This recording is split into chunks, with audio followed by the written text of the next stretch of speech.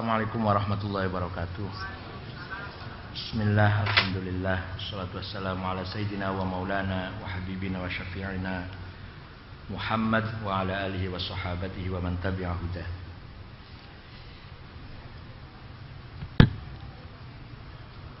Pertama yang harus kita pahami bahwa tasawuf itu bukan akhlak. Di sini banyak yang rancu mencampur adukan antara tasawuf dan akhlakul karimah. Memang seorang sufi harus akhlaknya baik, tapi yang akhlaknya sudah baik belum tentu sudah sufi. Sebab akhlak masih melihat suluk, zahir, perilaku. Kalau ada orang baik dengan tetangga, baik dengan fakir miskin, peduli dengan bencana alam, yatim piatu, menengok orang sakit, menengok orang yang sedang kematian, itu akhlaknya baik. Belum tentu sufi. Ada orang dengan orang tua cium tangan, komandan dengan anak buah angkat tangan hormat, pegawai kecil dengan direkturnya, dengan kepalanya hormat, bagus akhlaknya. Belum tentu sufi. Ada orang dekat masjid, tiap waktu jamaah ke masjid Sunda Kelapa, setiap Rabu malam ngaji, setiap pagi minggu sebulan ngaji, bagus, akhlaknya bagus. Belum tentu sufi. Kalau ada infak, paling di depan sendiri, minimal 10 juta, bagus. Belum tentu sufi. Jadi akhlakul karimah dengan tasawuf beda. Yang kedua, tasawuf juga bukan ilmu hikmah, ilmu perdukunan. Ada, ilmu itu ada. Kitabnya namanya Syamsul Ma'arif, karangan Syekh Ali Al-Buni. Manba'u Ushulul Hikmah, juga karangan Ali Al-Buni. Ada lagi Syumusul Anwar, Mujarrobat, karangan apa? Ad-Dardiri. Itu ilmu kedukunan, sebuah ilmu. Pengobatan alternatif. Barang siapa menjalankan ilmu itu sesuai dengan aturan yang ada, sesuai dengan proses prosedur yang ada, ya pasti berhasil. Tapi sama sekali nggak ada kaitannya orang itu sufi apa bukan, nggak ada kaitannya. Ada orang bikin air, kemudian air itu menjadi sebab sembuhnya penyakit seseorang. Itu namanya pengobatan, bukan sufi. Ada orang dibacok tidak apa-apa, kebal, disetrum nggak apa-apa. Ular dipegang nurut. Harimau dikosok-kosok, dilus-lus, diem. Itu bukan tasawuf sama sekali, nggak ada kaitannya itu. Ya, itu sih semua agama juga punya ilmu itu. Orang Hindu, orang Buddha, orang Konghucu punya semua ilmu kayak gitu. Orang Jawa, wah, kalau dengan pacarnya dibacakan tut nurut idep madep sirap degleng pangleng, nah, langsung pacarnya nurut itu. Itu belum tentu sufi itu. Pelet, ilmu pelet, ilmu menyihir orang, menyihir, menyirap. Yang terakhir, sebenarnya tasawuf juga tidak ada kaitannya dengan kathratul ibadat wan nawafil. Tidak ada kaitannya tasawuf dengan memperbanyak ibadat. Enggak. Ada orang tiap malam tahajud, tiap pagi duha, qobliyah ba'diyah, jamaah terus sholatnya berjamaah di Masjid Sunda Kelapa. Tiap 2 hari khatam Quran. Tiap malam Jumat sholawat, baca sholawat sekian puluh ribu. Belum tentu sufi. Enggak ada kaitannya itu antara bilangan kuantitas ibadat dengan tasawuf. Ada lagi yang komentari tasawuf itu bid'ah karena zaman Rasulullah nggak ada tasawuf. Ya maklum, luar pesantren kilat. Ketika zaman Rasulullah ilmu tajwid juga belum ada. Ilmu tajwid, ikhfa, idgham, idhar. Seandainya Rasulullah dibangunkan dari sekarang, Rasulullah, Sayyidina Abu Bakar, Sayyidina Umar suruh bangun dari kuburan, tanyain, ngerti nggak Rasulullah? Idgham, idhar, mad lazim mutasil, nggak ngerti apa itu. Ilmu hadis juga nggak ngerti Rasulullah. Sahih, dhaif, hasan, mutawatir, aziz, ahad, mursal, nggak ngerti Rasulullah. Ilmu fikih juga nggak ngerti Rasulullah. Qat'iyyud dilalah, qat'iyyul wurud, dzanniyud dilalah, dzanniyul wurud, dilalatul alfaz ala ma'aniha, al-amru yadullu al wujub. Waduh, nggak apa itu? Rasulullah nggak tahu apa itu. Yang namanya ilmu usul fik produknya ulama abad kedua apa itu? Begitu pula tasawuf. Ya dalam waktu zaman Nabi masih hidup ya tidak ada. Bid'ah ya bid'ah, barang baru. Malah Tuhan itu Maha Badi'. Asmaul Husna salah satu namanya Tuhan itu Al-Badi'. Ya Maha Bid'ah Tuhan itu. Yang paling Maha Bid'ah ya Tuhan, Badi'us samawati wal ard. Ya nggak apa-apa, orang tanya gitu nggak apa-apa, asal dijawab lah. Soal percaya boleh, enggak apa-apa. Sekarang barangkali Pak Nazaruddin Umar sudah sering menyampaikan beberapa hal tentang tasawuf. Aduh, saya nggak tahu sampai di mana, sampai sejauh mana Pak Nazaruddin Umar. Yang namanya ngaji itu nggak harus khatam, yang penting harus ngaji dan paham. Selesai apa enggak itu urusan nantilah, selesai apa enggak. Yang penting harus belajar aja. Kalau yang mau cari ijazah seperti saya dulu, ya harus selesai. Kalau enggak ya nggak lulus. Kalau ibu-ibu yang penting ngaji, yang penting datang sini mendengarkan, paham, tidak. Soal nanti khatam apa enggak urusan belakangan.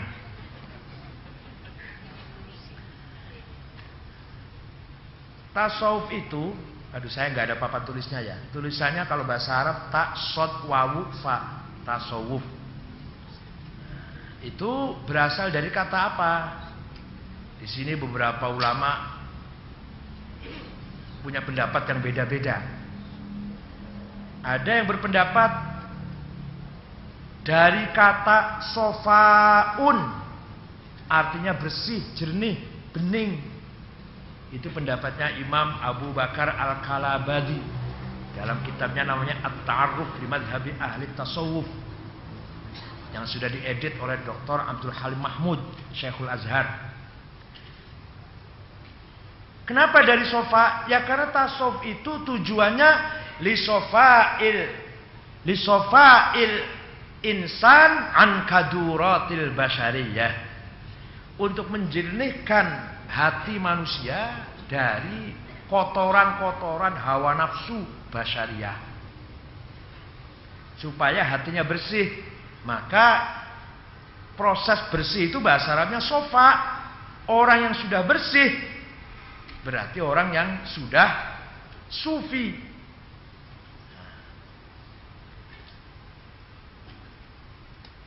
Secara lughat, secara bahasa,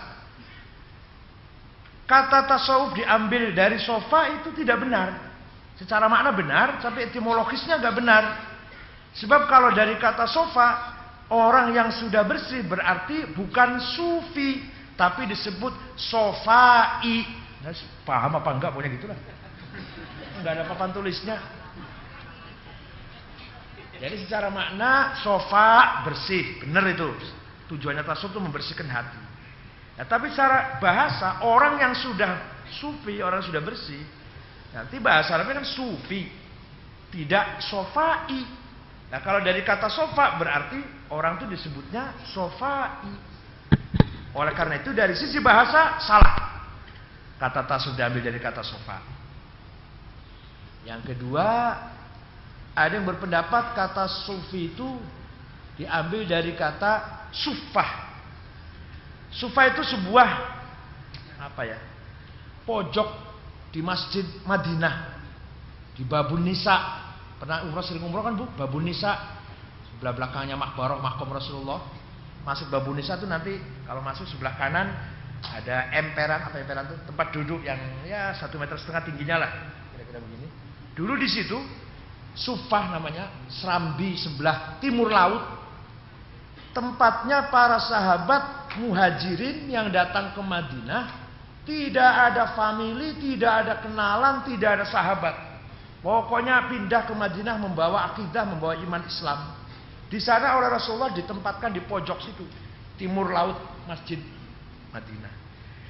Jumlahnya kadang 10, kadang lebih, kadang kurang. Mereka kumpul di situ, satu sama lain tidak ada hubungan apa-apa, tapi menjadi pertemanan yang tulus, persahabatan yang ikhlas satu sama lain. Di antaranya orang yang pernah menjadi anggota Sufa itu Abu Dzar Jundab Al-Ghifari. Kalau malam Rasulullah membagi-bagi orang Sufa itu ke beberapa sahabat. Kamu makannya ikut Abu Bakar ya, yang ini makannya ikut Utsman, ini makan ikut Umar, gitu. Nah nanti ada yang sudah dibagi-bagi, masih ada yang belum kebagian nih. Ya udah ikut saya makan aja. Malah kadang Rasulullah tidak makan malam, mendahulukan mereka. Nah orang itu namanya Ahlus Suffah, orang-orang di pojok tempat tinggal di situ. Jadi datang ke Jakarta, gak ada family, gak ada siapa, tinggal di Sunda Kelapa di pojok situlah. Kalau di sini malah diusir malah. Ahlus Suffah, Serambi asalnya, teras Serambi ya, teras. Nah, orang tasawuf itu mengikuti akhlak, jejak, sikap Ahlus Suffah itu. Pertemanan yang tulus, persahabatan yang ikhlas. Walaupun bukan family, bukan satu daerah, kenal aja enggak ada hubungan apa-apa, kok menjadi pertemanan yang sangat kental dengan persahabatan yang ikhlas. Maka orang sufi dinisbatkan kepada Suffah Serambi Masjid Mekah itu, yang Madinah yang berada di timur laut Babun Nisa'i. Secara makna benar, secara visi benar, tapi lagi-lagi bahasa. Kalau dari kata Suffah berarti orangnya bukan sufi, tapi sufi. Oleh karena itu lemah pendapat ini. Pendapat ini didukung oleh, ini disertai saya. Orang yang lulus di Timur Tengah cum laude itu cuma 2 orang Indonesia itu. Pak Satria Effendi almarhum dari Indragiri Riau, dan saya, katanya gitu katanya. Kenapa cum laude? Karena tidak ada kesalahan satu kali pun dari susunan bahasanya. Bahasa Arabnya nggak salah satu kali pun. Katanya gitu. Saya jadi nggak paham kenapa cum laude. Dan setelah datang dari sana ketemu dengan teman di PBNU, salah satu ketua NU. Kamu waktu lulus di sana apa? Alhamdulillah saya bilang doktor cum laude, bahkan summa cum laude, asyaraful ula kalau bahasa Arabnya. Al martabat asyaraful ula, 96, 97 lah. Wah nggak akan jadi pejabat, Kalau yang lulusnya cum laude itu nanti guru besar, ngajar, keliling di masjid, seminar. Kalau yang lulusnya sedang-sedang saja, itu birokrat, staf ahli, birokrat, dirjen. Kalau yang tidak lulus atau yang lulusnya paling jelek, itu menteri nantinya. Oh saya nggak paham, itu ada teman ngomong kayak gitu, entah nggak paham. Itu bahasa ketua DPR, wakil ketua DPR, menteri, gubernur, bupati, itu yang sekolahnya nggak lulus itu. Jadi hati-hati kalau jadi mahasiswa. Misalkan bapak jadi mahasiswa pinter, hati-hati dengan teman yang bodoh ini. Ini nanti pimpinan saya ini nanti. Penguasa saya nanti ini yang sebelah saya yang paling bodoh ini. Benar juga loh, benar juga. Saya nggak bisa jadi menteri kira-kira. Enggak ingin jadi menteri, enggak. Ngapain jadi menteri? Nah, ini pendapat ini didukung oleh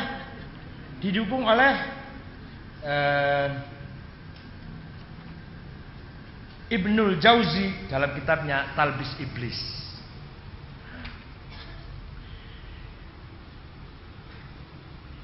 Yang ketiga, ada yang berpendapat tasawuf itu asal mulanya ceritanya begini. Ada seorang ibu nggak punya anak laki-laki, punya anak lagi perempuan, zaman jahiliyah ini. Suatu ketika punya anak laki-laki, dinamakan Ghaus, namanya dikasih nama Al-Ghaus. Ibunya nazar, nanti kalau anak saya besar, gak akan saya pekerjakan, tidak akan saya suruh cari uang. Saya akan nazarkan biar anak saya berkhidmat menjadi pelayan Baitullah Ka'bah, melayani masjid Sunda Kelapa sajalah, gak usah cari uang. Baitullah Ka'bah. Udah betul besar, Anaknya disuruh tinggal di Masjidil Haram, di Ka'bah, nyapu, bersih-bersih apa aja lah. Suatu ketika musim panas, barangkali Juni, Juli, Agustus barangkali, ibunya lewat di Masjidil Haram, anaknya lagi pingsan karena kena panas, nggak mau pergi di sebelahnya masjid, pingsan. Terus dibangunkan oleh ibunya sambil ngomong gini, sambil bilang gini, "Ma sara ibni illa sufah." Anak saya sekarang sudah lemah lunglai seperti lap serbet, bahasa Cirebon serbet, bahasa Betawi. Bahasa Betawi apa itu? Lap meja itu loh, apa namanya? Ya Bu, ya pokoknya lap itu apa namanya? Kalau ya lap. Kalau bahasa Cirebon serbet. Lap. Lemah. Suami ibu kalau lemah juga kayak serbet gitu loh. Ada seorang istri mengadu pada Sayyidina Ali. Sayyidina Ali, apa? Suami saya kayak serbet, kayak lap, apa lemes. Ya sudah, cari daun jarjir, digodok, direbus, airnya diminum. Ngerti nggak jarjir? Kalau ke Mekah ada itu jarjir itu, yang pahit itu, yang kayak selada air itu. Beli kalau di Mekah untuk bapak, jarjir. Kalau Viagra merusak kesehatan. Kalau jarjir enggak, sama sehat. Enggak enakan ngaji terang-terangan aja, ngapain langsung. Jarjir campur madu Arab yang dari Du'ani, dari Hadramaut, Sidir, itu ada di toko Hadramaut di Jalan Tambak itu 1,5 juta kilo. Semut aja nggak doyan, manusia doyan. Jadi kata sufah itu artinya lap. Lah si ibunya itu melihat anaknya yang sudah pingsan, lemas, lunglai, kena panas. Bilang gini, ya Allah anak saya sekarang seperti lap, lemes, seperti serbet kain melap itu. Nah, kata sufah ini kemudian menjadi nisbatnya tasawuf, maka orang yang menjadi sufi dari sisi bahasa benar. Sufah orangnya sufi benar. Tapi masalahnya, apakah orang mau? Apakah orang mau menisbatkan Syekh Abdul Qadir Jailani, Sunan Ngampel, Sunan Kudus, Sunan Bonang, Sunan Kalijaga, Sunan Gunung Jati, dinisbatkan kepada orang laki-laki yang hidup di masa jahiliyah? Mau kita nisbatkan, kita hubungkan para aulia Syekh Abdul Qadir Jailani, At-Tijani, An-Naqsyabandi, Imam Junaid, Al-Ghazali, kita hubungkan dengan orang yang hidup qablal Islam, masa jahiliyah. Terima nggak kita? Mau nggak? Oh berat juga itu.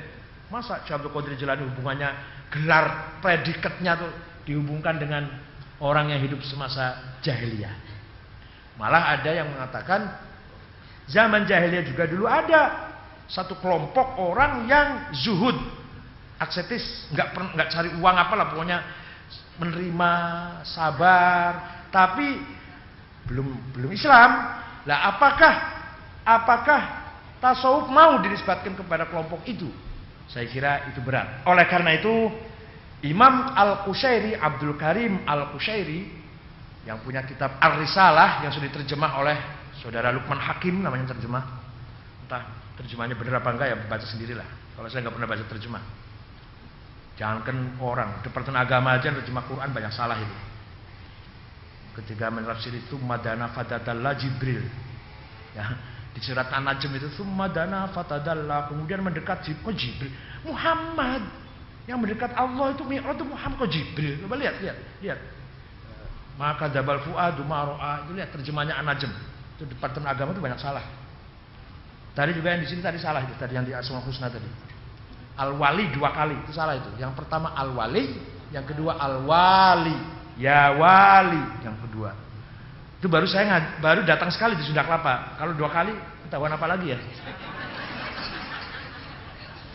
Ayat Quran yang pertama juga ada salah. Wadharul ladzina yulhidun. Wadharu ada wawunya dan alif. Itu enggak ada wawu dan alif. Za dan ro saja. Wadharu ada wawu dan alif. Enggak apa-apa. Yang namanya orang benar kentu bukan. Nah, menurut Abdul Karim Al-Qushairi, tasawuf itu yang paling benar dari kata suf, maknanya bulu domba, kulit kambing yang kasar yang kalau dipakai baju baunya nggak karu-karuan. Bukan bulu wol kayak sekarang England atau apa? Mereknya apa tuh? Dornil apa? Dornil apa? Ya, lupa namanya. Ada Pircardin apa? Di Italia ada England.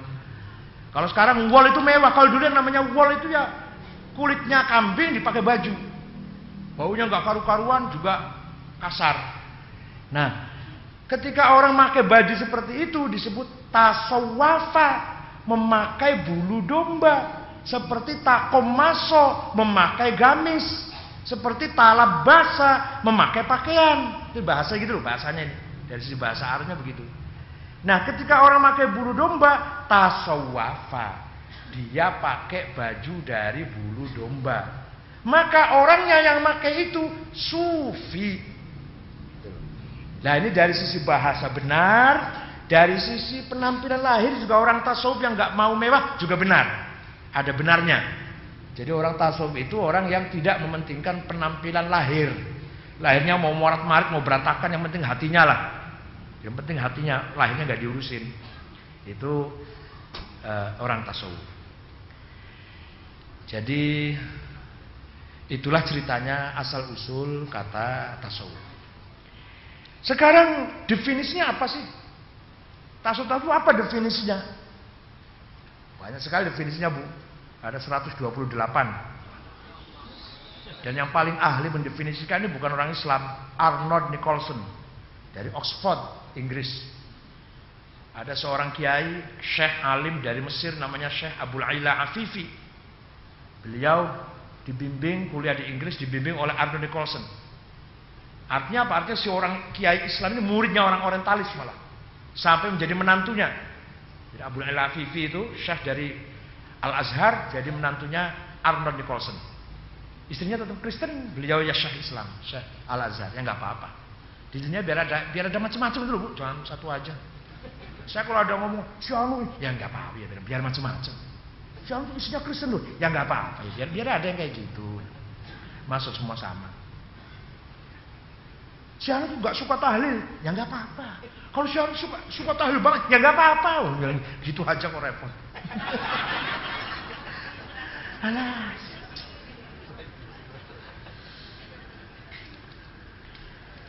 Definisi tasawuf, orang yang pertama kali mendefinisikan tasawuf adalah Syekh. Aduh, sebenarnya sebelum definisi orang yang pertama kali tasawuf dulu ya. Salah ini, meloncat. Orang pertama kali mendapatkan gelar sufi dulu siapa? Pertama kali orang mendapat gelar sufi siapa? Jabir bin Hayyan Al-Azdi. Wafat tahun 161 Hijriah. Yang menemukan teori aljabar, matematik itu.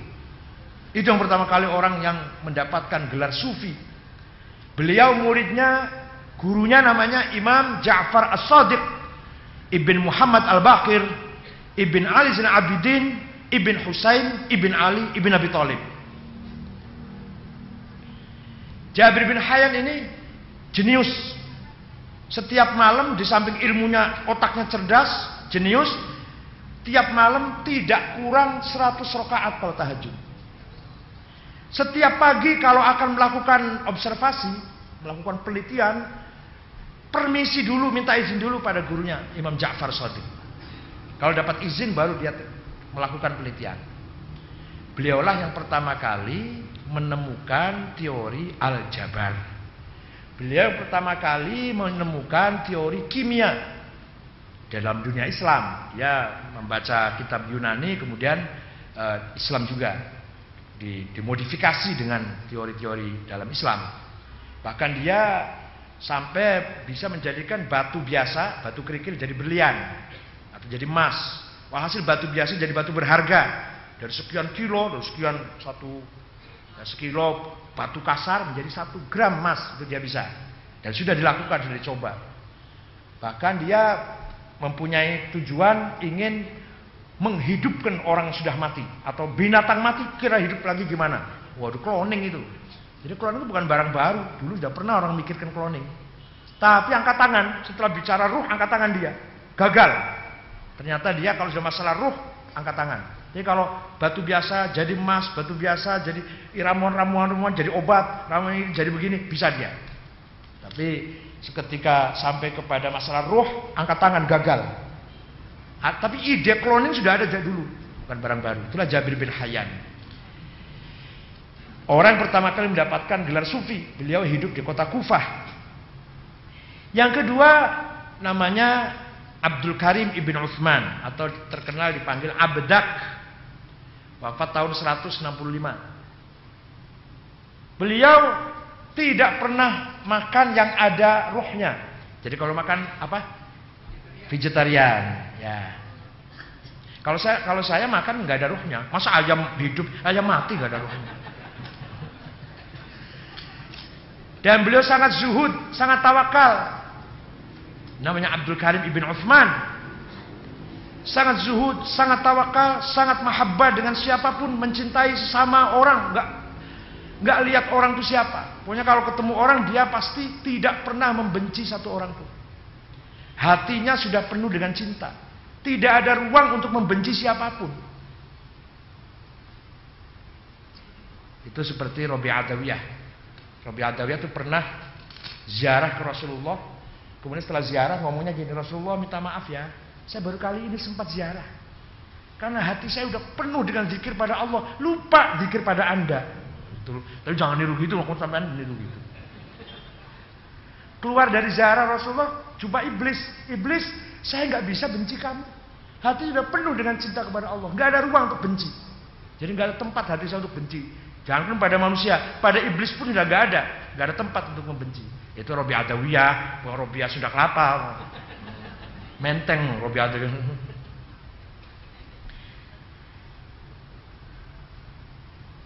Yang ketiga, orang yang pertama kali mendapatkan gelar sufi adalah Abu Hashim Al-Kufi. Abu Hashim Al-Kufi ini seorang Sunni, alim. Sampai-sampai ada imam salah satu mujtahid, tapi sayang ijtihadnya nggak hidup, apa namanya? Madhabnya nggak hidup, namanya Sufyan Ats-Tsauri. Itu mujtahid. Dulu imam mujtahid itu ada 10, Bu. Hanafi, Malik, Syafi'i, Hambali, Sufyan Tsauri, Taubari, Daud Dhohiri, Zufar, sampai 10. Tapi yang hidup cuma 4. Kalau di Indonesia ada satu lagi, Imam Samudra.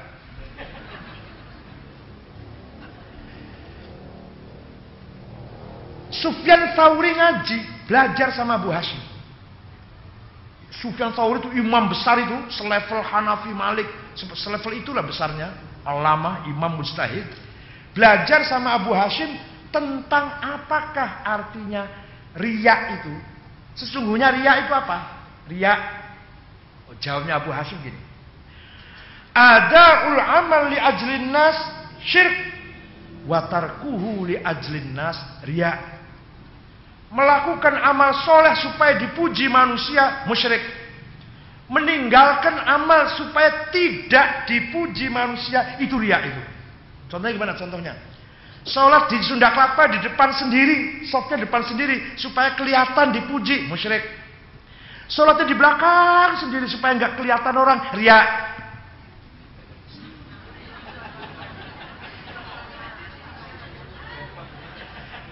Sedekah 10 juta supaya tertulis paling banyak, musyrik. Sedekahnya nggak usah ditulis namanya lah, fa'il khair, hamba Allah, riya.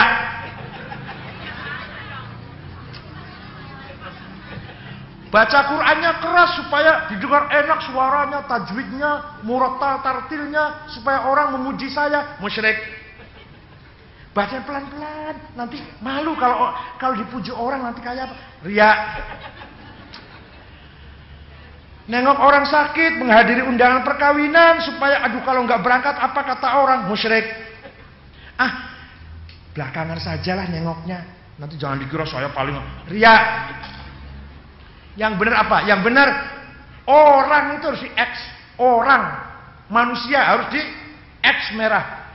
Di depan, di belakang, di tengah sholatnya 10 juta, nyumbangnya 5 juta, 1 juta 10 ribu lillahi ta'ala. Kenapa orang masih jadi pertimbangan? Manusia saja jadi pertimbangan. Supaya dipuji orang, supaya tidak dipuji orang.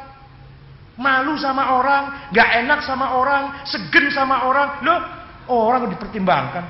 Wong manusia itu termasuk saya juga keluar masuk 2 kali dari tempat alirannya kencing kok. Sombong apanya sih manusia itu? Saya itu 2 kali dikeluarkan dari tempat itulah, pokoknya tempat kotor-kotor itu 2 kali saya. Pertama dari ayah, kedua dari ibu. Dua-duanya kotor semua aliran itu, kecomberan semua itu. Gitu, sombong amat sih. Jadi kalau dipuji manusia jangan bangga. Wong yang muji sama dengan saya kok. Masih makan nasi, masih makan jengkol. Dicaci manusia jangan minder. Wong yang nyaci saya juga makan jengkol, makan terasi, sambal terasi, ngapain minder? Paham betul? Paham enggak? Jadi sedekah 10 juta bukan karena orang. Sedekahnya 1 juta bukan karena manusia. Sholatnya di depan, tiap waktu di depan bukan karena minta dipuji manusia. Sholatnya di belakang bukan karena malu pada tidak. Menghadiri acara di depan boleh, di belakang boleh, di tengah boleh, tapi lillahi ta'ala, bukan karena perhitungan manusia. Kebanyakan kita begitu. Baru malas saya mau nengok orang sakit ini teman saya, tapi kalau saya nggak datang apa kata orang? Malas menghadiri undangan perkawinan. Tadi pagi sudah, tadi ibadah zuhur ada lagi. Misalnya menghadiri undangan perkawinan, ini malam ini saya ada lagi nih. Di Balai Kartini misalkan atau di sana Sudirman. Kalau nggak datang, apa kata orang? Lu orang. Dan perilaku kita kalau masih apa kata orang, itu berarti masih musyrik. Menghindari kata orang berarti ria. Cari kata orang musyrik, menghindari kata orang ria. Udah paham? Udah 2 menit tadi udah paham. Cerdas-cerdas orangnya. Luar biasa. Saya dulu 4 tahun belajar gini, ibu 2 menit udah paham. Lah itu Abu Hashim ngajari Sufyan Tsauri, imam mujtahid Sufyan Tsaurinya ini. Ahli fikih, ahli tafsir, ahli hadis, Imam Sufyan Tsaurinya. Nah, ngaji kayak gini sama Abu Hashim Al-Kufi, termasuk orang ketiga yang terkenal mempunyai laqab sufi. Nah, sekarang orang pertama kali mendefine tasawuf itu siapa? Orang namanya Abu Mahfuz Ma'ruf Al-Karhi. Mati wafat tahun 200 Hijriah. Beliau bapaknya masih orang Majusi. Namanya Fairuzan bapaknya. Kemudian masuk Islam. Masuk Islamnya di tangan Imam Ali Ridho ibn Musa Al-Kazim ibn Ja'far Shadiq. Ali Ridho itu kuburan di kota Mashhad. Dari Tahran 1000 km. Naik pesawat 1 jam. Itu kuburannya kubahnya emas. Dan kalau setiap ba'da sholat, terutama sholat duhur, makan semua. Jamaah itu makan semua. Gratis. Sunda Kelapa makan, ada makan nggak ya? Mau nggak kalau ada pengumuman? Besok ba'da duhur kita sholat makan bersama imam dengan sate. Besoknya ada pengumuman, ya, makan siang kali ini gulai Surabaya. Senang saya kira. Saya selalu jamaah di sini nanti. Jadi di Masjid Ali Ridho di Mashhad itu di Tahran, setiap ba'da zuhur semua jamaah makan gratis. Dan makannya betulan itu. Bukan sembarangan, artinya betul-betul enak. Dan saya ke sana kebetulan 2 kali zuhur terus, saya makan terus saya. Memang carinya supaya makan. Ada rumah sakitnya, ada sekolahannya, ada pendidikannya gratis semuanya. Itu kuburannya Imam Ali Ridho ibn Musa Al-Kazim ibn Ja'far Shadiq ibn Muhammad Al-Baqir ibn Ali Zainal Abidin ibn Husain ibn Ali bin Abi Thalib. Nah, Imam Mahfuz Al-Karhi ini mendefinisikan tasawuf begini. Tasawuf ialah bahasa Arabnya begini. Al-akhzu bil haqa'iq wal ya'su min aidil khalaiq. Mencari kebenaran, berpaling dari kepalsuan, itu baru tasawuf itu. Apa Bu? Mencari kebenaran, berpaling dari kepalsuan. Padahal di dunia ini 99,9 masih koma lagi nih, masih koma lagi nih. Masih koma lagi. 0,9 lagi, masih 1 lagi koma lagi nih. 0,9 palsu semua isinya ini. Jilbab palsu, kopiah palsu, dasi palsu, doktor palsu, kiai palsu, khotib imam palsu. Paham nggak? Paham nggak? Ibu pakai jilbab, betul hatinya berjilbab? Alhamdulillah. Kalau ada orang laki-laki ganteng nggak lirik, ya udah tua ya nggak lirik, udah masih muda lirik. Kalau ada uang numpuk nggak lirik.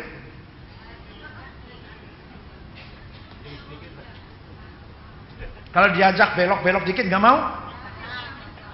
Uang numpuk nggak maunya tuh kepaksa, takut polisi, apa malu kalau ketahuan, apa emang karena itu nggak benar jadi kita nggak ngambil.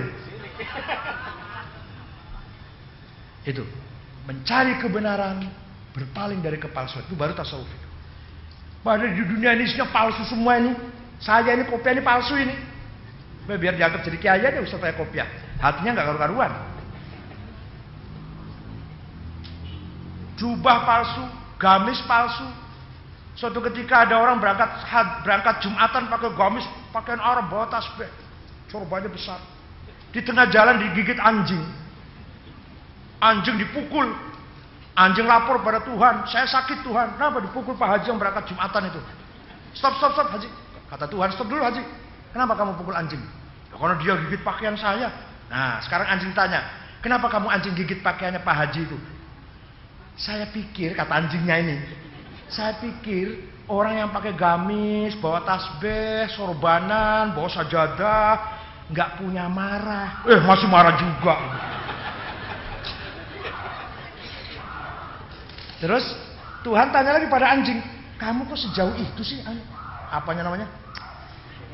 Berpikirnya kok sejauh itu sih anjing? Siapa guru kamu itu? Dari mana guru ngajinya kamu anjing? Itu hasil tafakkur, tadabbur, ta'ammul, kontemplasi saya sendiri. Waduh, kalau gitu kata Tuhan, kamu jauh lebih makrifat dari para Pak Haji itu. Silahkan pakai jubah, pakai gamis, tapi lillahi ta'ala. Silahkan pakai celana, pakai dasi, lillahi ta'ala. Silahkan pakai jarit apa? Pakai kain, itulah mas. Pakai kain, pakai celana, pakai apa monggo asal nutupi aurat. Yang penting lagi niatnya lillahi ta'ala. Jangan pakai jilbab biar kelihatan Islam yang taat. Imra'atun sholihatun. Tapi pakai jilbab tapi selalu ngumpet-ngumpet menceritakan kejelekannya suami, ambrol jilbabnya itu. Enggak percuma aja. Jilbab rapet tapi kalau dengan tetangga jelek-jelekin suami saya, wah ambrol jilbabnya. Begitu pula bapak sama aja, bapak juga sama. Pakai kopiah pakai apa suka lirak-lirik, ambrol kopiahnya itu. Jadi bukan masalah kopiah atau jilbab. Masalah adalah al-akhdzu bil haqa'iq wal ya'su mimma fi aidil khalaiq. Nah, ayat Al-Qur'an firman Allah dalam surat Fatir nomor berapa ayatnya cari sendiri. Enakan banget sudah suratnya saya tunjukin. Cari sendiri. Bukan kayak enakan, saya nggak tahu ayat nomor berapa. Nomornya nggak tahu tapi apal. Ya ayyuhan nasu inna wa'dallahi haqqun fala taghurrannakumul hayatud dunya wala yaghurrannakum billahil ghurur. Wahai manusia, kamu jangan terpedaya oleh tipuan-tipuan duniawi. Harta, jabatan, hawa nafsu. Gampang nggak itu? Gampang. Mengertikannya tuh gampang, memahaminya tuh mudah. Kamu jangan membanggakan harta. Ya iya, harta dibanggakan sebentar lagi kalau nggak harta ninggalin kita juga kita ninggalin harta kok. Kamu jangan membanggakan jabatan, pangkat. Ya iya, jabatan cuma formalitas saja. Hakikatnya manusia bukan jabatannya. Banyak jenderal yang hatinya nggak karu-karuan, penakut, minder, khawatir, was-was, tidur sulit. Jenderal bintang 4. Ada tukang beca, tukang kulit, tukang sapu, tidur nyenyak. Ayo enak mana ayo? Enak mana ayo? Ya betul. Ibu jawabnya jenderal tidur nyenyak. Waduh, luar biasa. Nah, yang kedua yang paling sulit, yang rumit, yang pemahamannya perlu apa? Pemahamannya perlu dalam. Wala yaghurrannakum billahil ghurur. Jangan sampai kamu terpedaya, tertipu oleh tipuan jebakan dengan mengatasnamakan Allah. Itu yang sulit. Ketoe, apa ketoe itu? Kelihatannya lillahi ta'ala padahal tidak. Kelihatannya demi Islam, demi masjid, demi Allah, demi Rasulullah, padahal hawa nafsu. Kelihatannya demi rakyat, demi bangsa, padahal demi egonya, demi hawa nafsunya, demi ambisinya. Ini yang kedua, ini yang paling sulit dihindari. Kelihatannya bela Islam, kelihatannya berjuang untuk Islam. Jadi ketua NU, ketua Muhammadiyah, takmir masjid Sunda Kelapa. Oh, mengabdi, pengabdian, ibadah, gombal ibadah. Coba nggak digaji, lari semua. Ya saya juga sama, bukan aja saya juga sama. Dikira saya kalau ngomong gini cuma jelek-jelekin Bapak, enggak, saya juga sama begitu. Mau kemana? Dakwah. Padahal itu mau ceramah supaya dapat amplop. Bilang dakwah. Gaya sekali bahasa dakwah. Ini saya ditunggu umat ini. Umat apa? Ngamen aja umat. Nah, amplop itu kalau tipis doif, kalau tebal sahih. Kalau tipis tapi yang memberi itu perempuannya cantik, sahih li ghairi. Itu ilmu mustalah hadis, Bu. Hadis ada doif, ada sahih. Ada hadis doif tapi ada pendukungnya. Bisa jadi sahih dari doif itu. Sahih li ghairi namanya. Sahih karena faktor lain. Nah, kalau amplop tipis tapi yang ngasihkan itu panitianya anak perempuan cantik, guyang-guyu, mesam-mesem. Wah, itu sahih li ghairi itu. Enggak apa-apa lah, tipis enggak apa-apa. Jadi yang paling berat itu wala yaghurrannakum billahil ghurur. Kelihatannya berjuang lillahi ta'ala, ibadah, dakwah, mengabdi, padahal demi hawa nafsunya supaya saya terkenal. Nah, orang kayak gini biasanya kalau ngobrol 5 menit ngucap sayanya 200 kali. Pak tinggal di mana, Pak? Saya di Menteng. Gimana Menteng itu? Wah, dulu nggak ada orang sholat, nggak ada orang baik. Setelah saya tinggal di situ, alhamdulillah, mulai ada orang sholat. Terus sekarang Bapak di mana? Yang aktif nih, jadi saya di Sunda Kelapa. Gimana di Sunda Kelapa? Waduh, tadinya nggak karu-karuan, nggak bersih, kotor, nggak disiplin. Setelah saya jadi alhamdulillah, saya udah dua. Terus Bapak di mana, Pak? Saya di NU atau di Muhammadiyah lah. Saya ikut di Muhammadiyah atau di NU. Gimana NU di Muhammadiyah? Waduh, nggak karu-karuan dulu, nggak ada aktivitasnya, sepi saja. Setelah saya, alhamdulillah sekarang. Ibu-ibu gimana? Ibu-ibu nggak ada pengajian, ibu-ibu nggak ada, itu cuma paling ibu arisan, nganggur, hura-hura, aerobik paling. Sekarang setelah saya ikut, alhamdulillah. Dan berapa kali saya udah berapa kali saya tadi? Anak-anak muda gimana? Anak muda, waduh, tadi nggak ada anak muda ngerti agama, anak muda ngerti akhlak. Setelah saya pegang, alhamdulillah. Berapa kali udah? Ngobrol 5 menit, sayanya itu 2. Kalau nggak ada saya, wah itu kan saya aja udah saya katakan jadinya. Kan dari saya itu ide itu. Saya udah kasih tahu, dia nggak nurut, maka dia nggak nurut saya, dia celaka, dia kualat saya. Coba dia tuh ngikut saya, dia sukses kan saya kasih tahu, dia nurut apa kata saya. Maka saya ini dari dulu saya katakan, dulu saya ngomong gini ikhlas. Saya tuh nggak minta apa-apa. Saya ini 5 menit saya ping 200. Itu bukan alhamdulillah itu. Alhamdulillah. Segala puji bagi aku, itu aku. Segala puji bagi saya. Dikira yang punya saya cuma ente dewe apa? Yang lain juga punya saya. Orang lain juga punya saya, tapi dia anggap dia sendiri yang punya saya. Kalau nggak ada saya, masih Sunda Kelapa ini, maka saya jadi. Kalau saya kan udah kasih tahu. Lah saya ngomong ini ikhlas. Saya nggak punya kepentingan apa-apa. Tapi dia nggak nurut. Lah itu akibat dia nggak nurut saya. Maka saya katakan, oleh karena itu saya. Oleh karena itu saya dan coba 70 tahun mati, bisa nggak ngomong saya? Nggak usah 70 tahun, siapa tahu nanti malam mati nggak bisa ngomong saya udah. Pelan-pelan ngomong saya, pelan-pelan Bu. Ini HP saya ini, HP saya, jangan keras-keras. HP saya. Siapa tahu nanti malam nggak bisa ngomong HP saya, nggak bisa. Mobil siapa ini? Mobilku. Aduh, jangan keras-keras kunya. Besok pagi siapa tahu nggak bisa ngomong mobilku, karena udah mati. Ku nggak bisa ngomong ku. Dikira mati jauh banget apa? Nah itu. Jadi hakikatnya orang hidup ini adalah, atau mari kita berusaha agar kita itu hidup benar-benar di atas rel yang hak. Betul-betul mengetahui hakikat hidup itu apa. Hidup itu apa hidup itu.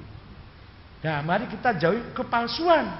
Hidup bukan hanya simbol, bukan hanya manuver, bukan hanya yel-yel, bukan hanya pamer, bukan hanya legal formal, bukan hanya bintang di sini, bukan. Oke, bintang di sini iya, tapi hatinya juga perwira. Bukan hanya kopiah, hatinya juga berkopiah. Bukan hanya doktor, ilmunya juga pas seperti gelarnya doktor itu. Itu maksud saya. Bukan hanya imam, tapi juga betul-betul imam jadi panutan. Bolehnya ketua NU, tapi betul-betul juga bisa mengembangkan NU, Muhammadiyah dan sebagainya itu. Itu namanya mencari. Lah, tasawuf itu mencari hakikat itu. Makanya dulu ada seorang sufi namanya Asadullah Al-Harith Al-Muhasibi. Itu tangannya ada urat syarafnya di salah satu jarinya. Kalau mau ngambil barang yang kurang halal, bergerak. Mau minum misalnya, ini kurang halal, bukan kurang halal arak, bukan. Ini gelasnya dibeli dengan uang yang ya nggak begitu halal, atau airnya tadi dapat mencuri misalkan, itu tangannya bergerak. Kalau dikasih makan orang, kalau nggak halal betul nggak jadi makan, karena tangannya menunjukkan. Wah, kalau saya punya tangan bergerak, kapan terima amplopnya saya? Apa nggak ada yang halal sudah sekarang ini?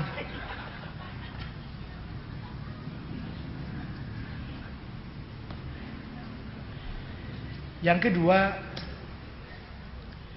definisi tasawuf itu yang kedua oleh Imam Zunnun Al-Misri, wafat tahun 241 Hijriah.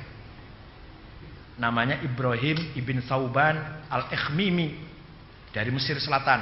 Zunnun Al-Misri mengatakan tasawuf ialah, sufi ialah qaumun atharullaha ala kulli syai'in fa'atharullahu ala kulli syai'in. Qaumun atharullaha ala kulli syai'in fa'atharahumullahu ala kulli syai'in. Orang yang mendahulukan Allah, maka Allah akan mendahulukan mereka. Orang yang mementingkan Allah, kebenaran atas segala yang lainnya, di atas yang lainnya, maka Allah akan mendahulukan mereka dari selainnya. Itu baru sufi itu, kalau orang begitu itu. Mendahulukan Allah, ngalahkan lainnya. Suami kalah, anak kalah, bisnis kalah, Allah tok yang dulukan. Maka Allah nanti akan mendahulukan ibu, mengalahkan segalanya udah. Nah, bagaimana caranya supaya bisa begitu? Agar supaya bisa sampai ke sana, maka prosesnya agak panjang prosesnya. Tapi kalau dilatih bisa. Kalau dilatih bisa. Dilatih ya dikit-dikit Bu ya, dikit-dikit. Kalau sekaligus nggak bisa. Kalau pagi, kalau malam mendahulukan Allah, ngalahkan yang lain. Kalau siang, ya apalah bareng-bareng. Kalau siang suami dilayani, kantor dilayani, tangga dilayani, toko buka toko, jual beli apa bisnisnya kita jalankan. Tapi kalau malam khusus untuk Allah, bisa nggak gitu? Dicoba dulu. Nanti lama-lama ditambah malam dan siang. Tapi seminggu sekali aja dulu.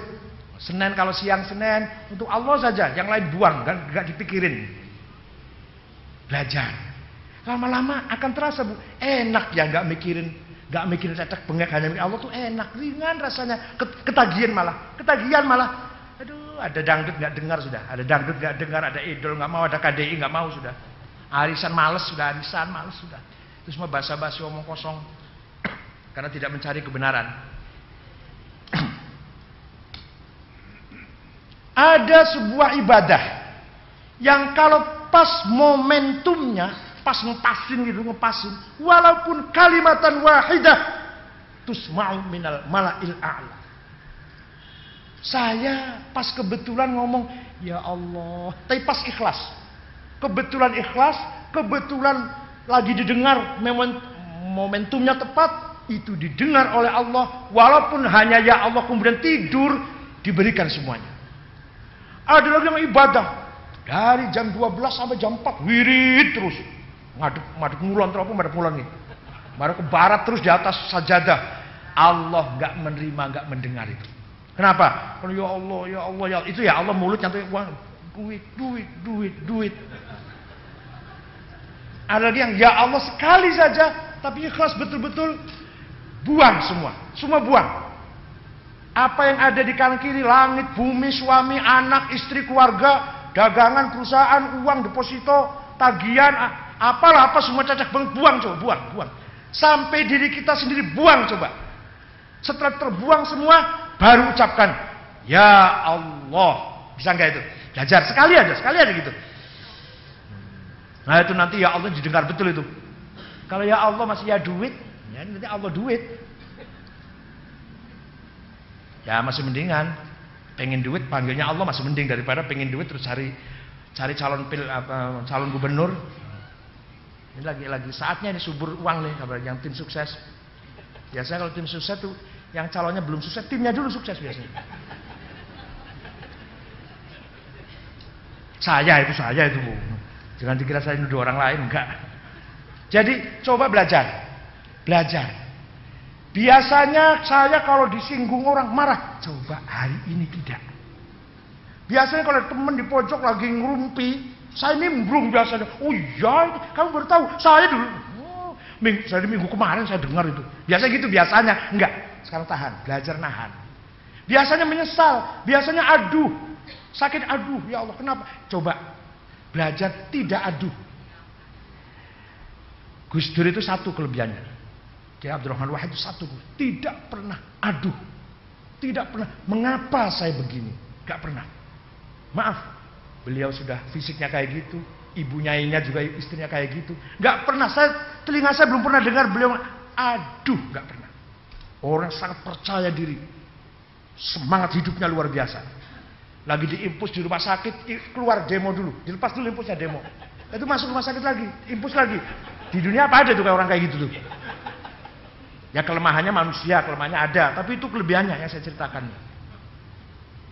Ke Amerika mau ketemu Clinton, nggak mau diterima. Ya nggak apa-apa, saya ke Amerika mau memperbaiki kacamata, mau ganti kacamata. Akhirnya diterima. Setelah diterima 15 menit, ya nggak apa-apa. Akhirnya 45 menit. Nah itu orangnya luar biasa di situ. George Soros datang ke sini perlu mampir ke Gus Dur. Menteri Amerika siapa namanya? Menteri Amerika yang orang hitam itu, Lisa Rice itu mementingkan ketemu Gus Dur. Ada apanya orang itu nggak tahu saya Gus Dur itu. Orangnya kayak gitu. Tapi ya itu kelebihannya tidak pernah sakit atau apa dilengsarkan dari presiden. Aduh, mengapa saya begini? Gak pernah dengar saya itu. Gak pernah dengar dia ngomong gitu. Saya tetangganya. Walaupun saya juga banyak gak cocok dengan beliau cara tapi satu itu yang saya gak bisa niru. Supirnya ngebut, tenang aja. Kalau saya pelan-pelan hati-hati. Kalau dia tenang aja tuh, supirnya mau sudang. Itu kelebihan beliau. Jadi coba belajar tidak aduh. Misalkan ibu hari ini dapat musibah misalkan. Biasanya aduh kenapa begini ya Allah. Coba tahan dulu. Namanya belajar namanya. Ada suaminya rewel ya biasanya ngelawan ya enggak gitu lebih. Biasanya suaminya pulang terlambat bawel enggak, coba belajar. Atau bawelnya biasanya 2 menit, coba kurangi 1 menit aja bawelnya. Ya Allah saja Maha pengampun, Maha pemurah, Maha melupakan dosa manusia. Apalagi ibu dengan suami. Dendam gitu. Kalau punya salah dendam. Allah sudah gak pernah dendam. Pentingkan semua kebenaran itu. Yang ketiga, Abu Yazid Al-Bustami yang wafat tahun 254 Hijriah mendefinisikan tasawuf sifatu haqqin yalbasuha khalqun. Sifatnya Gusti Allah yang maha hak dipakai oleh makhluk, baru sufi itu. Kalau ada manusia punya sifat-sifat meniru sifatnya Allah, baru sufi itu. Wah, luar biasa, berat lagi nih. Ya pokoknya kita jadikan Asmaul Husna itu idola. Idealnya seperti ini. Ya minimal kalau kecadak-cadak 25%-nya ya nggak apa-apa kan. Nah, ini namanya berusaha, namanya ibadah. Sehingga pertama kali prosesnya begini Bu. Minggu kemarin sudah saya terangkan tapi saya ulangi.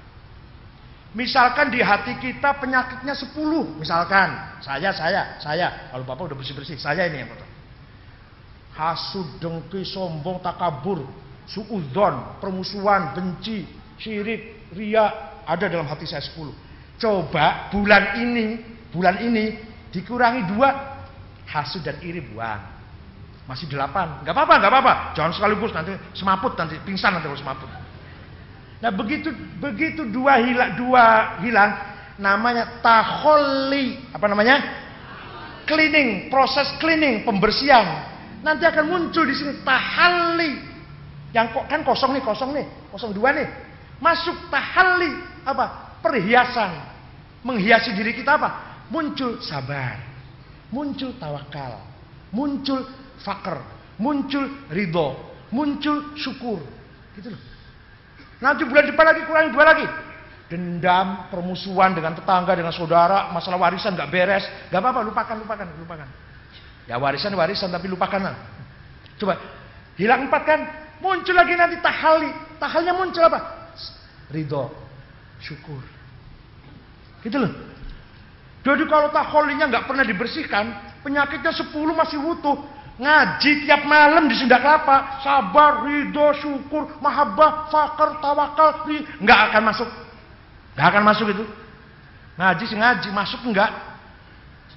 Ya tetap aja hatinya isinya dendam, iri, hasud, sombong, suudzon, dendam, ingin balas dendam, cinta dunia, ambisius, egoistis.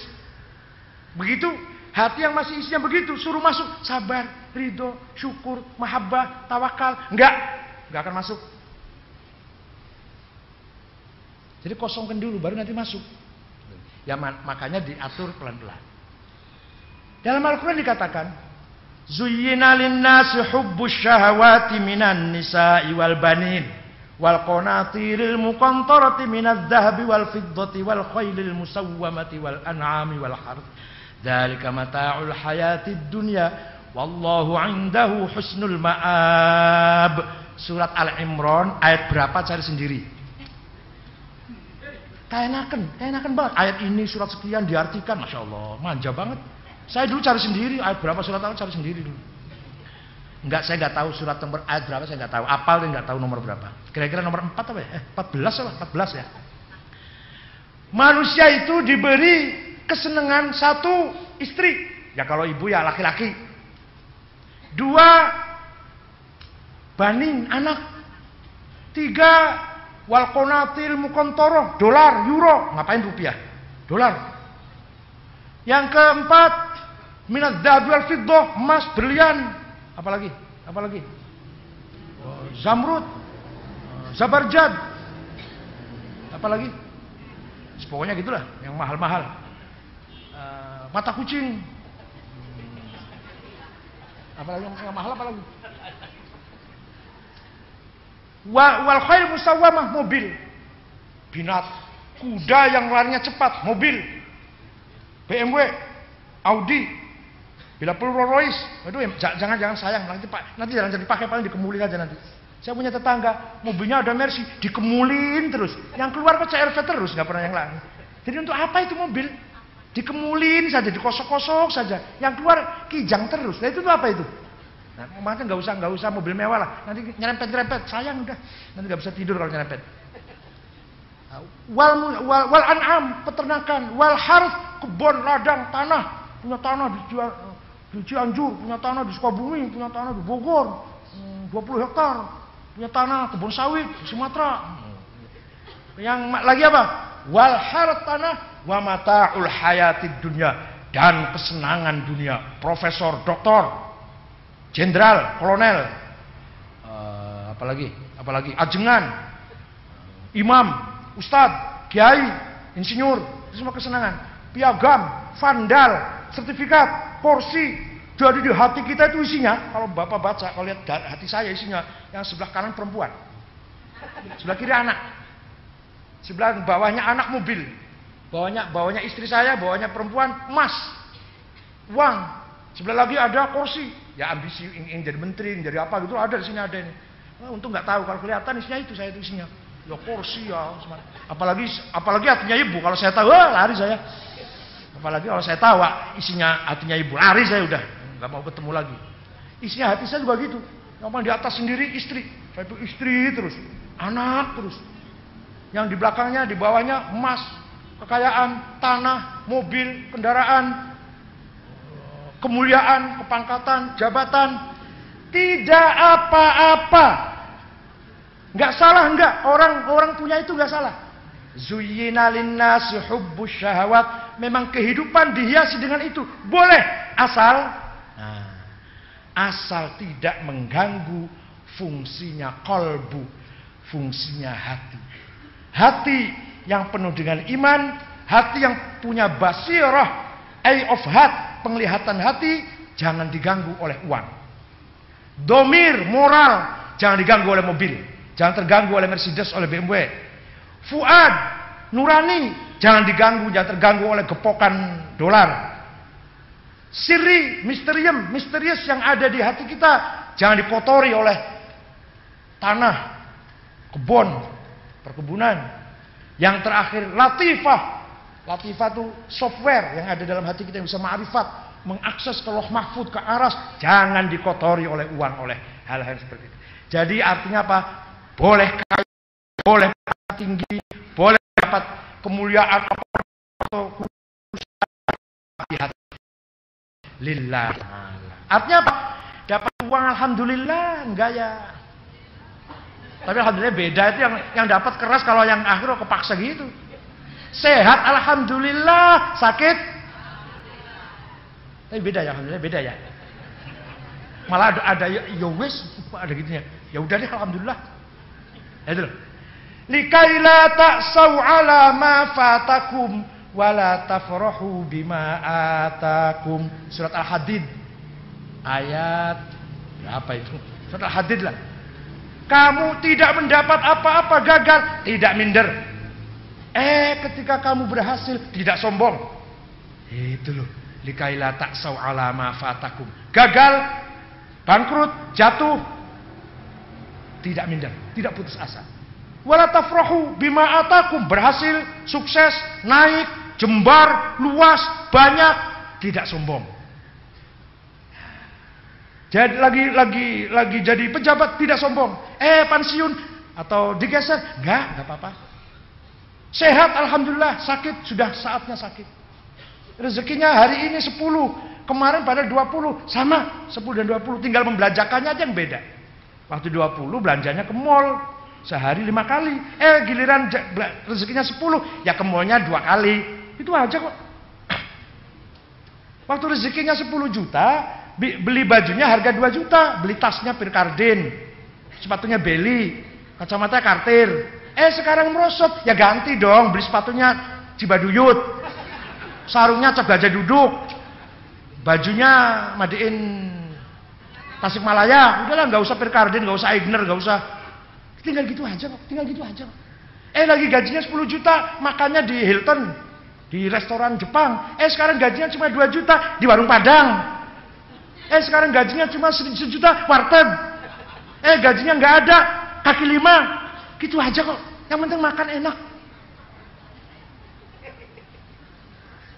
Waktu jadi pejabat, Hilton tidurnya bintang 5. Sudah pensiun, ya bintang 3 lah. Hotel apa? Hotel apa? Losmen lah. Gak ada uang, ya dijondol Hansip, gak apa-apa lah. Gitu aja, Masya Allah. Nah, terakhir saya mau dongeng nih. Ini sudah habis waktunya, mau dongeng. Ada orang melarat, Bu. Ada orang melarat, miskin, menghadap ke raja. Assalamualaikum, waalaikumsalam. Yang terhormat, raja, saya ini rakyat Bapak. Terus ada apa? Saya ini melarat, anak saya banyak, saya nggak punya apa-apa. Minta dikasih apa kek? Oh iya, besok kesini ya pagi-pagi, nanti saya kasih. Pagi-pagi loh, jangan terlambat. Betul, paginya datang. Assalamualaikum, saya udah datang nih. Ya yuk keluar yuk, kata raja. Raja diiring dengan hansip, dengan pengawal pas pampres, dengan pasukan pengawal, diajak ke sana ke Tangerang apa Karawaci apa ke Bekasi sana lah. Saya datang di sana, raja ngomong, ini tanah punya saya semua ini. Di Bekasi ini, Bekasi Utara Timur, ini punya saya semua ini. Kamu ambil semua. Syaratnya, kamu kelilingin, kamu puterin, dan sebelum matahari terbenam, kamu sudah kembali lagi ke tempat saya berdiri di sini. Seluas apapun yang kamu kelilingi, ambil. Waduh, terima kasih raja, siap. Bismillahirrahmanirrahim, lari dia. Lari, begitu sadar matahari masih dekat. Raja masih kelihatan, berarti masih belum luas tanahnya. Lari lagi. Lari yang kedua ini sudah nggak ingat Sunda Kelapa, nggak ingat Al-Azhar, nggak ingat apa, udahlah. Nggak ingat pengajian, lari lagi. Begitu sadar, matahari sudah agak ke barat sih. Raja masih kelihatan, klip-klip masih kelihatan raja berdiri itu. Kurang masih, lari lagi. Begitu sadar ketiga, matahari hampir terbenam, raja nggak kelihatan. Raja berdiri itu nggak kelihatan. Dia berusaha balik. Ingat syaratnya itu harus sebelum matahari terbenam sudah di tempat raja berdiri. Balik, jungkir balik. kurang beberapa meter, kurang 10 meter apa kurang 20 meter, matahari terbenam. Kata raja, enggak saya kasih. Tolong raja dikasih ukuran 36, enggak 36, enggak. Ya sudah 21, enggak, 21 juga enggak, kata raja. Karena syaratnya tadi sudah saya katakan, harus kamu kembali sebelum matahari terbenam, sudah saya kembali tempat saya berdiri.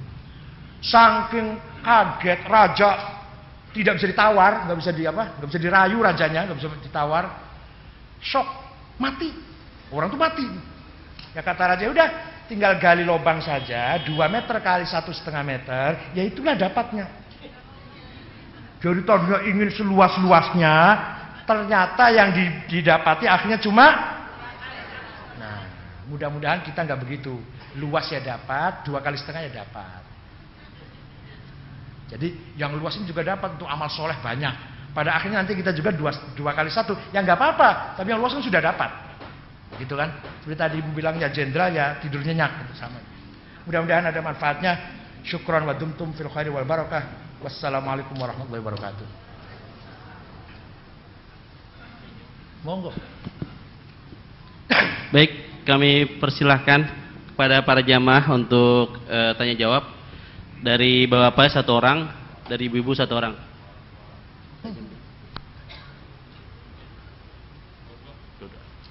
Baik, kami persilahkan dari bapak-bapak 2 orang, dari ibu-ibu 2 orang untuk bertanya. Dari ibu-ibu 1. Sebutkan nama dan tinggal di mana ya, Bu?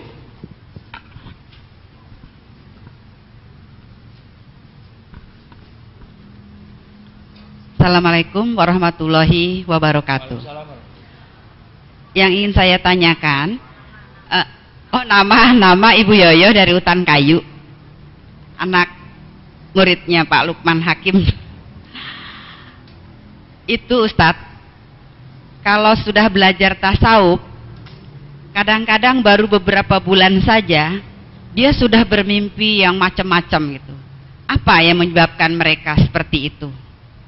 Pengikut tasawuf yang masih baru-baru begitu ya. Jadi seolah-olah artinya beramalnya belum banyak, tapi dia sudah menceritakan begini dalam mimpinya itu. Nah, yang saya ingin tanyakan, apakah seperti itu untuk belajar tasawuf yang ditujunya? Terima kasih. Assalamualaikum warahmatullahi wabarakatuh.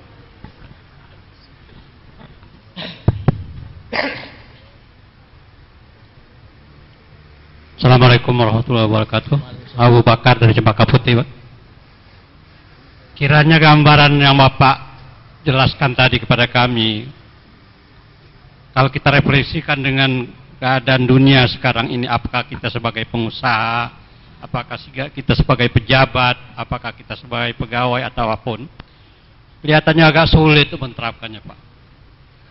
Jadi dalam kondisi yang demikian ini, apa yang kita harus lakukan? Di satu pihak kita dituntut untuk menjauhi semua karena lillahi ta'ala. Di lain pihak dunia kita ini sudah kena polusi begini luas, Pak. Apa yang kita harus lakukan, Pak? Terima kasih. Assalamualaikum warahmatullahi wabarakatuh. Udah, dua. Baik, biar langsung dijawab oleh Prof. Ngimpi itu ada 3 macam bahasa Arabnya, Bu. Ada namanya haditsun nafsi, suara jiwanya, suara hawa nafsunya. Makanya saya sering mimpi ketemu perempuan cantik itu karena istri saya ingin cantik gitu loh. Jadi makanya saya sering perempuan cantik, ingin lihat uang, ingin mimpi lihat uang. Karena saya ingin uang terus. Jadi suara jiwa saya itu datang di mimpi. Itu namanya min hamazatis syayatin. Bercampur dengan hembusannya setan. Yang kedua, mimpi itu al-ahlam dalam bahasa Arab. Apa ahlam itu? Kembangnya tidur, bunganya tidur. Keindahan dalam tidur lah. Sebab tidur itu hanya berhenti, ada saraf yang berhenti yang padahal jiwa itu bisa lepas, bebas. Dan itu ada bunga-bunganya. Ahlam ini bisa ditafsiri dengan benar kalau memang ada ahli yang bisa menafsiri. Yang paling terakhir, mimpi yang paling bagus bahasa Arabnya ar-ru'ya as-shadiqah. Mimpi yang benar, mimpinya Rasulullah, mimpinya Nabi Yusuf. Temannya Nabi Yusuf yang mimpi 7 sapi gemuk, ya itu kan, ya dan seterusnya lah, ditakwil oleh Nabi Yusuf. Mimpinya para kiai, misal para ulama, itu namanya ar-ru'ya as-shadiqah. Sekarang kalau ada orang baru belajar tasawuf kemudian sudah mimpi, ada dua kemungkinan. Ada memang betul-betul dia itu mengamalkan pelajarannya sehingga mendapatkan ahlam tadi, ahlam belum sampai ru'ya, jangan dulu bilang ru'ya terlalu tinggi. Ada yang bohong lah. Dia ngomong mimpi itu bohong, nggak mimpi nggak apa itu kira-kira. Jadi baru ikut tasawuf seminggu langsung mimpi jumpa Nabi Khidir. Padahal Nabi Khidirnya sorban hijau kan. Bukan Nabi Khidir, sorban hijau, Imam Masih juga sorban hijau. Jadi mimpi itu ada unsur kebenaran. Mimpi ada juz'un min sittati wa arba'ina nubuwah. Saya juga nggak ngerti kenapa 46. Mimpi itu 1/46-nya nubuah kenabian. Saya juga nggak ngerti. Kenapa kok 46 itu saya juga nggak ngerti. Kenapa nggak 50, nggak 1/10, 1/100, berapa? 46 dari kenabian. Makanya banyak sekali dalam Al-Quran juga cerita seorang mimpi kemudian benar. Dan ada ulama yang ahli tafsir mimpi yang terkenal, seorang tabi'in. Siapa? Ibnu Sirin. Itu orang paling terkenal pandai menafsiri mimpi. Sekarang ilmu jiwa klinikal, seorang psikiater ketika mengobati orang, pasien juga tanya mimpinya apa. Ya, karena yang sebenarnya terjadi dari mimpinya. Ya boleh-boleh saja, tapi tidak semuanya benar. Yang kedua, Pak Bapak ini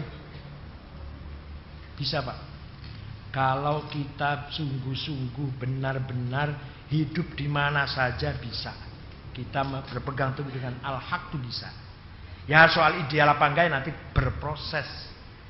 Teman kok pada korupsi, saya tidak masa nggak bisa gitu aja? Teman saya kok korupsi, saya enggak masa gitu aja nggak bisa? Teman pergi ke karaoke ambil minum-minum sambil ada perempuannya, saya enggak pulang saja, masa gitu aja nggak bisa Pak? Nggak bisa nggak gitu? Bisa nggak? Teman saya sekantor pada pergi ke karaoke, ada perempuannya, ada minum-minumnya, saya enggak pulang aja, masa nggak bisa gitu aja?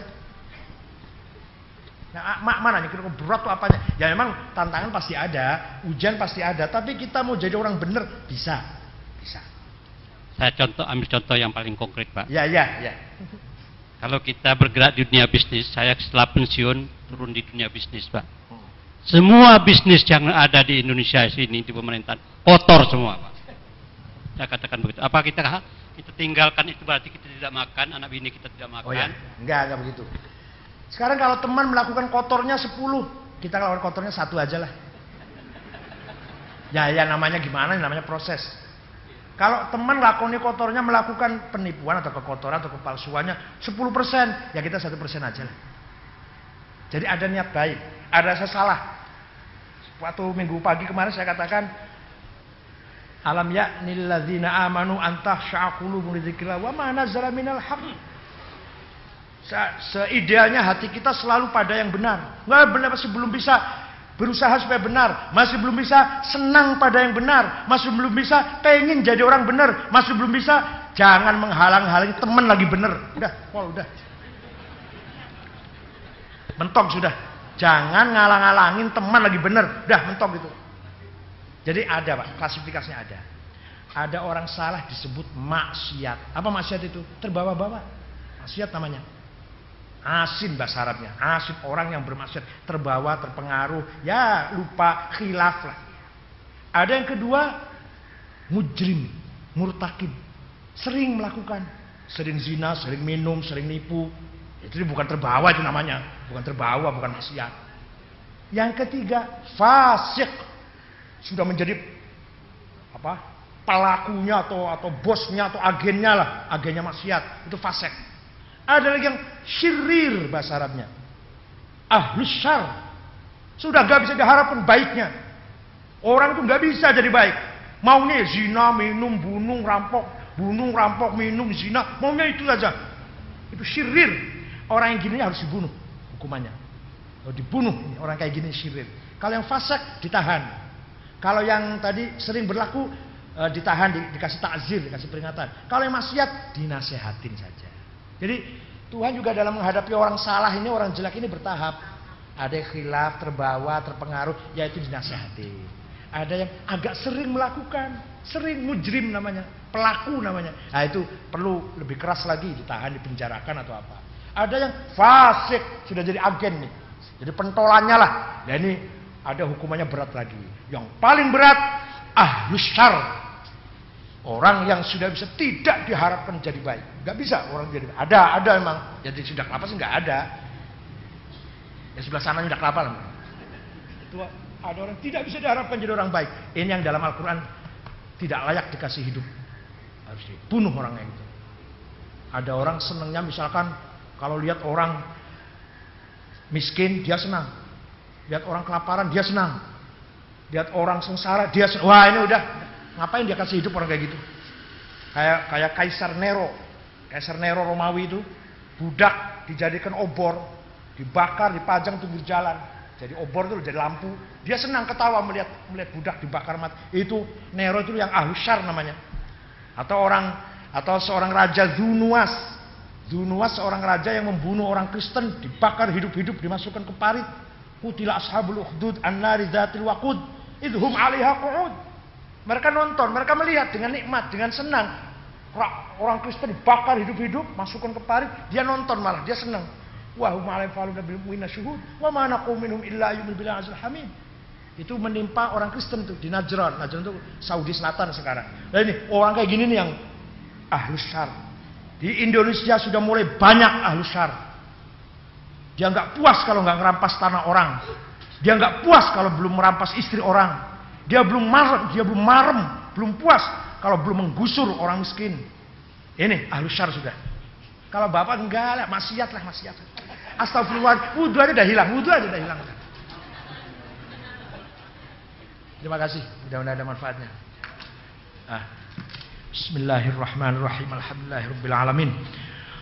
Allahumma inna nas'aluka bi annaka antallahu la ilaha illa antar rahmanir rahimul malikul quddus salamul mu'minul muhaiminul aziz jabbarul mutakabbir al khaliqul bari'ul musawwir ghaffarul qahhar wahhabur razzaqul fatahul alimul qabidul basil khafidul rafil mu'azzin wal zillu sul basir al hakamul adul latiful khabirul azimul halimul syukur halimul azim kalim mujib al wasi' al hakim wadudul majidul ba'd syahidul haq al waqilul qawiyul matinul waliyul hamidul muhsin mudil al muhim mumid wajidul hayyul qayyumul wajidul majidul wahdul subhanakal muqtadir al awwal akhir dhahirul batin al wal muta'al barut tawabul muntaqim al afu rauf malikul mulki dzul jalali wal ikram al maqsadul jami' al awwal mukmin dul nafinul al hadir badil baqi warzul syidus sabur. Nas'aluka bi asma'ikal husna. Ya Allah kami mohon dengan asma'mu yang indah, antuwaffiqana wa auladana. Berilah kemampuan kepada kami dan anak-anak keturunan kami bil a'malis sholihah, menjalankan amal yang saleh. Wa antahfadhona wa iyyahum, dan hendaklah engkau menjaga kami dan anak-anak kami minal hammi wal gham wal maradi was saqam wal balaya wal mihan wal fitan. Jagalah dari segala penyakit, musibah, bencana, penyakit menular, fitnah. Wa antaj'ala lana walahum, dan berilah kepada kami dan anak-anak kami farajan wa makhraja, kejembaran, keterbukaan, kemudahan fi umurid dunya wal akhirah. Rabbana khtim lana bil Islam wal iman.